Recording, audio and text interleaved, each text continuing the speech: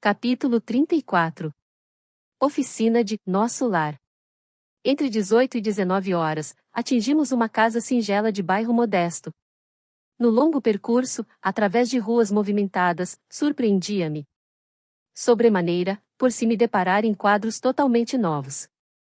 Identificava, agora, a presença de muitos desencarnados de ordem inferior, seguindo-os passos de transeuntes vários, ou colados a eles, em abraço singular. Muitos dependuravam-se a veículos, contemplavam nos outros, das sacadas distantes. Alguns, em grupos, vagavam pelas ruas, formando verdadeiras nuvens escuras que houvessem baixado repentinamente ao solo. Assustei-me. Não havia notado tais ocorrências nas excursões anteriores ao círculo carnal. Aniceto, porém, explicou que não fora vão auxílio recebido para intensificação do poder visual. Estávamos em tarefa de observação ativa, com vistas ao aprendizado. Não dissimulava, entretanto, minha surpresa. As sombras sucediam-se umas às outras e posso assegurar que o número de entidades inferiores, invisíveis ao homem comum, não era menor, nas ruas, ao de pessoas encarnadas, em contínuo vai-vem. Não havia, ali, a serenidade dos ambientes de Nosso Lar, nem a calma relativa do posto de socorro de Campo da Paz. Receios imprevistos instalavam-se-me na alma, desagradáveis choques íntimos assaltavam-me o coração, sem que lhes pudesse localizar a procedência. Tinha impressão nítida de havermos mergulhado num oceano de vibrações muito diferentes, onde respirávamos com certa dificuldade. Nosso instrutor esclarecia que, com o tempo, seriam dilatados nossos poderes de resistência e que as penosas sensações experimentadas obedeciam à circunstância de ser aquela a primeira vez que descíamos ao ambiente da crosta em serviço de análise mais intenso. Recomendava-nos bom ânimo e, sobretudo, a conservação da fortaleza mental, ante quaisquer quadros menos estimáveis que nos defrontassem de imprevisto. A eficiência do auxílio, exclamava ele, necessita educação persistente. Não seria possível ajudar alguém, prendendo-nos a fraquezas de qualquer espécie. Os conselhos de Aniceto acalmavam-nos a alma surpreendida e inquieta, e eu tudo fazia, no íntimo, para ajustar-me aos alvitres do bondoso orientador, mesmo porque asseverava ele que diversos companheiros adiavam nobres realizações, em virtude das manifestações de injustificável receio. Aquela residência de aspecto tão humilde, que alcançávamos, agora, proporcionava-me cariciosa impressão de conforto. Estava lindamente iluminada por clarões espirituais, que recordavam precisamente nossa cidade tão distante. Fundamente surpreendido, reparei que o nosso orientador se detivera. Notando a nossa admiração, Aniceto indicou a casa pobre, e falou: teremos aqui o nosso refúgio. É uma oficina que representa nosso lar. Profundo assombro empolgou-me o íntimo, mas não tive ensejo para indagações. Precisava seguir o instrutor, que tomara a direção da casa pequenina. Aproximamo-nos do jardim que rodeava a construção muito simples e, estupefato, observei que numerosos companheiros espirituais assomavam à janela, saudando-nos alegremente. Que significava tudo aquilo? De outras vezes, visitará minha cidade e meu antigo lar, mas nunca vira tal coisa. Aniceto compreendeu minha perplexidade e explicou. Os irmãos que nos saúdam são trabalhadores espirituais que se abrigam nesta tenda de amor. Um cavalheiro muito simpático e acolhedor abriu-nos a porta. Este pormenor foi outra nota imprevista. Tal não sucedia quando voltava à minha velha casa terrena. As portas cerradas não me ofereciam obstáculos. Ali, porém, vigorava um sistema vibratório de vigilância que eu não conhecia, até então. Nosso instrutor envolveu o anfitrião num abraço amistoso, apresentando-nos em seguida. Aqui, meu caro Isidoro, disse a indicar-nos, carinhoso, são nossos amigos Vicente e André, novos cooperadores de serviço, em Nosso Lar. Muito bem. Muito bem. Exclamou Isidoro, abraçando-nos, e nossas atividades precisam de trabalhadores operosos. Entrem. E acrescentou, hospitaleiro.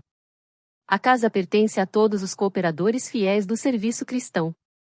Era a primeira vez que eu via uma entidade espiritual com tão segura chefia de uma casa terrestre Penetramos o ambiente modesto. Altamente surpreendido, reparei-o. Interior.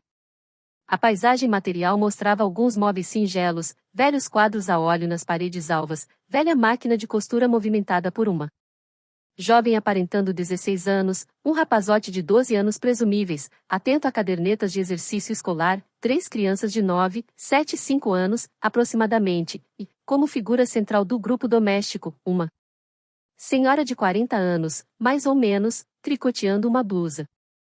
Notei, porém, que da fronte, do tórax, do olhar e das mãos dessa senhora irradiava-se luz incessante que me não permitia sofrear minhas expressões admirativas. Aniceto designou-a, respeitoso, e falou: temos, aqui, a nossa irmã Isabel. Para os olhos humanos ela é a viúva de Isidoro, mas para nós é uma servidora leal nas atividades da fé. Reparei que Dona Isabel parecia, de algum modo, registrar a nossa presença, acusando certa surpresa no olhar, mas Aniceto adiantou-se, esclarecendo. Nossa amiga é senhora de grande vidência psíquica, mas os benfeitores que nos orientam os esforços recomendam não se lhe permita a visão total do que se passa em torno de suas faculdades mediúnicas. O conhecimento exato da paisagem espiritual, em que vive, talvez lhe prejudicasse a tranquilidade. Isabel, portanto, apenas pode ver, mais ou menos, a 20ª parte dos serviços espirituais em que colabora, de modo direto. A essa altura, Isidoro nos indicou pequena sala ao lado, e falou a Aniceto em particular. Desculpem-me se não lhes posso acompanhar no repouso necessário. Descansem, contudo, à vontade. Tenho serviços urgentes na recepção de outros amigos. Nosso mentor agradeceu, comovidamente, e, acompanhando-o, alcançamos modesto salão pobremente mobiliado, mas quase repleto de entidades envolvidas em conversação edificante. Confortadoras luzes brilhavam em todos os recantos. Havia ali um velho relógio, tosca mesa de grandes proporções, uma dúzia de cadeiras e alguns bancos rústicos. A claridade espiritual reinante, todavia, era de maravilhoso efeito. Muita gente esclarecida e generosa do plano invisível aos humanos aí se reunia. Aniceto cumprimentou os grupos que lhe eram mais íntimos, de modo especial, e apresentou-nos com a bondade de sempre. Sentindo-nos admiração, esclareceu, quando nos vimos mais a sós num canto do salão. Estamos numa oficina de nosso lar. Isidoro e Isabel edificaram-na. No ato de heroísmo e fé, tendo saído de nossa cidade para essa tarefa, vai para mais de 40 anos. Graças a Deus, ambos têm vencido, galhardamente, árduas provas, e mantêm seus compromissos corajosamente, em serviço na crosta. Há 3 anos, voltou ele para nossa esfera, e contudo, graças ao altruísmo da esposa e aos vínculos de amor espiritual que conservam acima de todas as expressões físicas, continuam estreitamente unidos, como no primeiro dia do reencontro na existência material. Dada esta circunstância invulgar, as autoridades de nosso lar concederam-lhe permissão para continuar nesta casa como esposo amigo, pai devotado, sentinela vigilante e trabalhador fiel. E, observando talvez a nossa maior surpresa, Aniceto acrescentou: sim, amigos, o acaso não define responsabilidades nem atende à construção séria. A edificação espiritual pede esforço e dedicação.